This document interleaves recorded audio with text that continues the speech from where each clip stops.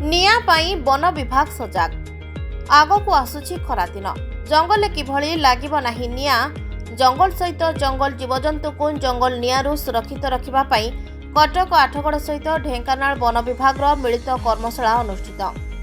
प्रतिवर्ष जंगल निया लगी लक्षाधिक टंकार मूल्यवान जंगल द्रव्य नष्ट होगा सह अनेक जंगल जंतु मृताहत होउछंती।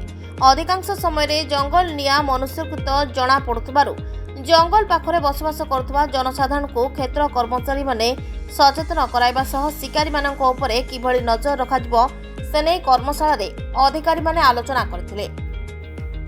आठगड़ वनखंड ओरंदा वाच टावर ठारे एही कर्मशाला रे अतिथि भाबे ढेंकानाल वनखंड अधिकारी सुमित कर, आठगड़ भारप्राप्त वनखंड अधिकारी डॉक्टर विश्वाल चिचिलिची जोगदेई उपस्थित वनांचल अधिकारी वनपाल वनरक्षी और हाथी ट्रैक्टर मानक परामर्श देथिले। डॉक्टर विश्वाल चिचिलिची डीपो आठगड़ फॉरेस्ट डिविजन। मैडम तार आठगड़ वनखंड जो पक्षी गणना करथिला केते प्रजातिर एथर बढ़ीचन ना नै कोन संख्या थिला? एथर हमर आठगड़ वनखंड रे राज्यव्यापी जो पक्षी गणना हेतिला सेटा 18 तारिख जनवरी रे हेतिला। हमर समस्त पार्टिसिपेट करिथिले 40 टी टीम सेंसस यूनिट हेतिला हमर कंप्लीट डिवीजन रे। आउ सेथिरे हमर लास्ट ईयर जेतिकी स्पीसीज हेतिला 72 स्पीसीज थिला। ए वर्ष हमर स्पीसीज संख्या बढ़ी छि काने ए वर्ष हमें आउरी किछि बर्ड एक्सपर्ट को शामिल करिथिलु सब टीम रे।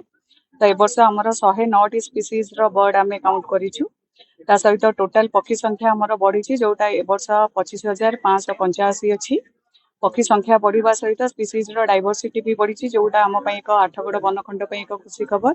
आ अंचलवासी मानकर भी एतिरे बहुत हाथ रही कहीं से पक्षी मान सुरक्षित निजक मणिबा कि सेतिकी साहाय्य सहयोग करुछंती। पक्षी शिकार के करूना जो पक्षी माने निजक सुरक्षित फील करिकी अधिक संख्या रे सब वर्ष हमर पक्षी आसुचंती एवं पक्षी मानकर प्रजातिर संख्या भी बढ़ी पारुछि।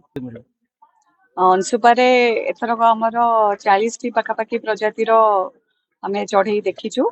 आ मुख्यतः अंशुपारे हमर बतक प्रजातिर चढ़ई देखा जाती सहित कादु कुंपी जो आमे कहते काम चढ़ई से प्रकार पक्षी गुड़िक भी अधिका देखा जाती जो माने दल निकट रही था।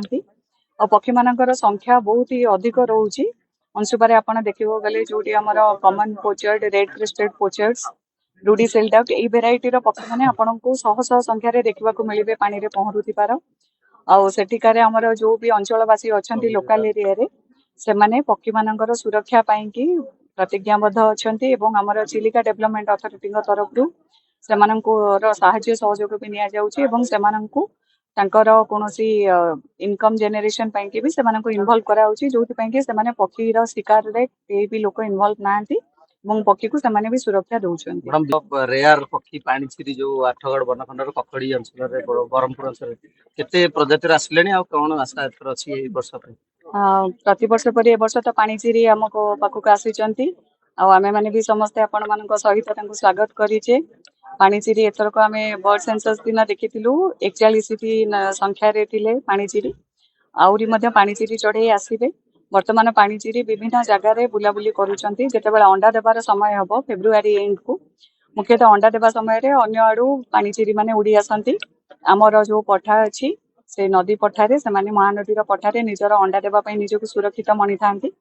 प्रति वर्ष पर आमे भी भाबुची ए वर्ष 27 संख्या रे पाणीचिरी आसीबे एवं से मानकर अंडा देवा प्रक्रिया कंप्लीट कला परे से माने पुणी उड़ी जिवे।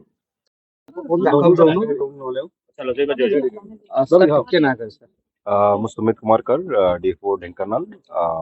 आज आमर ढेंकानाल कटक अनुगुल सबू मिसेकी आमे गोटे फायर कोऑर्डिनेशन मीटिंग एठी करा जायछि। आमर मोस्टली एबे जेतु फायर सीजन अप्रोचिंग रहउछि पत्रजड़ा हेई गलानी तो इंटर डिवीजन केमितिया कोऑर्डिनेशन रही पारिबो आ कमिंग बनाग्नि सीजन में केमितिया स्टाफ मानक भितर कोऑर्डिनेशन रहइबो सेटा पर आज चर्चा हेतिला। किछि विशेष मेंबर भी आस्थिले हमर फायर डिपार्टमेंट रो भी अफसर माने रहिथिले आ हमर जो फायर लाइन क्रिएशन केमितिया जॉइंटली करा जाय परिबो आ विभिन्न प्रकार टेक्नोलॉजी यूजेज हमर विभिन्न वेबसाइट अछि ड्रोन्स अछि तांकर यूजेज कम्युनिटी केमितिया मोबिलाइज करा जाय परिबो अवेयरनेस एक्टिविटी ए सब ऊपर चर्चा हला। आ एथर जेहेतु खरा सीजन टा माने फोरकास्ट भी आसुची कि सिवियर रहिबो से थरे हमर डिपार्टमेंटल कोऑर्डिनेशन जदी न रह जिवो ताले फायर कंट्रोल करबा बहुत डिफिकल्ट।